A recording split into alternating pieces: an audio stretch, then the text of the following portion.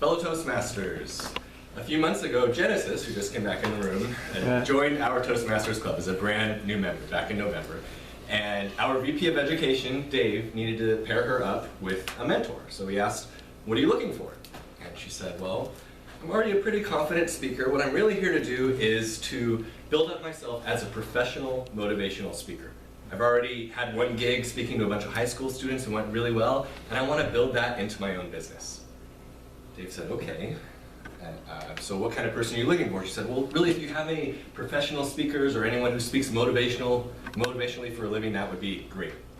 He said, well, there is no one in our club who even comes close to meeting those qualifications. But why don't you just have Phil? So that's how I came to be Genesis's mentor. And I was a little intimidated at first. I was feeling a little underqualified, overwhelmed. But thankfully, Toastmasters has a very structured mentoring program that has helped me through the process. And that's what I'll be sharing with you today. Number one, I'm going to talk a little about how the Toastmasters mentoring program is supposed to work.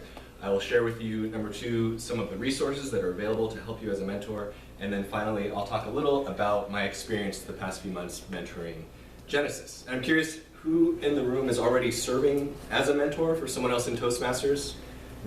I'm supposed to start. I'm supposed to start. Okay, so a few of you. So it's perfect. Yes. Yeah, good, perfect. And I'm sure you as mentors always feel like you know exactly what you're supposed to be doing all of the time, right? No hands. Okay, no, that's true. I know you, as mentors, we have this anxiety, this uncertainty that I was feeling myself. And so hopefully what I share with you today will help you through that. And for those of you who aren't mentors, who are new members, who are just getting paired up with a mentor, this will at least let you see what to expect out of this process. So first of all, how does mentoring work in Toastmasters? All of us have signed up for Pathways. You selected a path and there's a bunch of projects you're working through.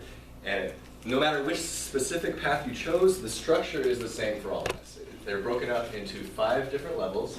Each level has 2 or 3 different projects you have to work through to progress through the next level.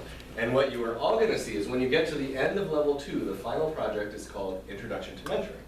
Once you complete that, turn in all your paperwork for level 2, Toastmasters is going to give you a new optional program called the Pathways Mentor Program. And the idea is if you want to be a mentor, you will work through that program, which is 3 projects, in parallel with the path, the level 3, 4, 5 that you had already selected. So what this looks like in the, we gotta move this. What this looks like in the Pathways Basecamp, which is the website that you access, is you'll see, as soon as you complete level 2, you'll still see your original pathway. Mine's called Leadership Development, but then you'll see this new curriculum pop up for the Pathways Mentor Program. Click on that, and there's just 1, 2, 3 projects to work through, and this gives you all the information you need to know to be a mentor for a new member in Toastmasters. So just quickly recap. Once you hit level 2, you'll see this new module pop up. If you want to be a mentor, work through these 3 projects, and then the expectation is that you would sign up for at least a 6-month period to mentor another member in the club. And the nice thing about this is these modules give you a whole bunch of resources that you can use as a mentor. And I'm not going to go into a lot of detail because I think it does a pretty good job of explaining what they are and how to use them. But just in case you've never seen them before, I will quickly flash them up. So there are self-assessment forms that you can use, both you and your protege. There's a success plan for tracking goals. There's a communication log for keeping notes from all of your meetings. And there's evaluation forms that you can use at the end when you're closing out your mentoring relationship. Now, I think these are great resources. I encourage everyone to use them.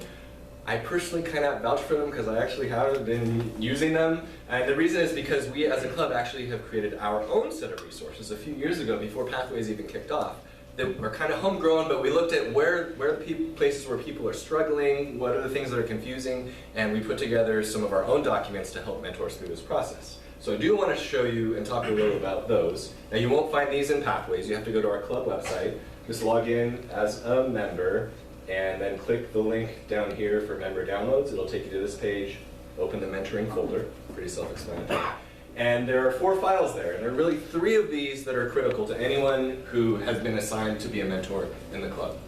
And I'm going to show you what each of these are. Number 1 is the survey, number 2 is the interview, and number 3 is the checklist. So the idea behind how these work is as soon as you get assigned to be a mentor for someone in the club, you want to send them the survey, which is this. It's just 4 questions.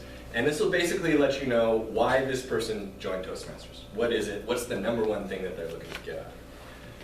The next step is to schedule your first meeting with your protege. And if you're thinking, okay, I don't know what we're going to talk about, I don't know what we're going to do, well, that's where the next resource comes into play, the interview sheet. And the idea is you can use this, just walk through these 6 questions and kind of use that as the outline for your first meeting. It'll give you a great idea of what this new Toastmaster is looking for, what their priorities are, what they care about, what they don't care about, and that'll give you a better idea of where to focus your time with them. It also covers some of the logistics around how often you're going to be meeting and how will you know when you're done being this person's mentor. So a lot of good stuff to get out of the way up front in the relationship. And then the final file is this checklist. It's pretty long, but we came up with this list of all the things that a new member should know to really be initiated into Toastmasters. So things around, different roles during the meetings, how to use pathways, all this stuff. And you're not expected to go through all of this in a single meeting. You're going to want to spread this out over a few meetings, but the idea is over the course of your 6 months, you should be able to get through this entire checklist of things. So those are the resources. So there's a bunch of great ones from Toastmasters International, but the ones that I've been using that I think are really helpful are just those 3 simple files that we put together for all of our members.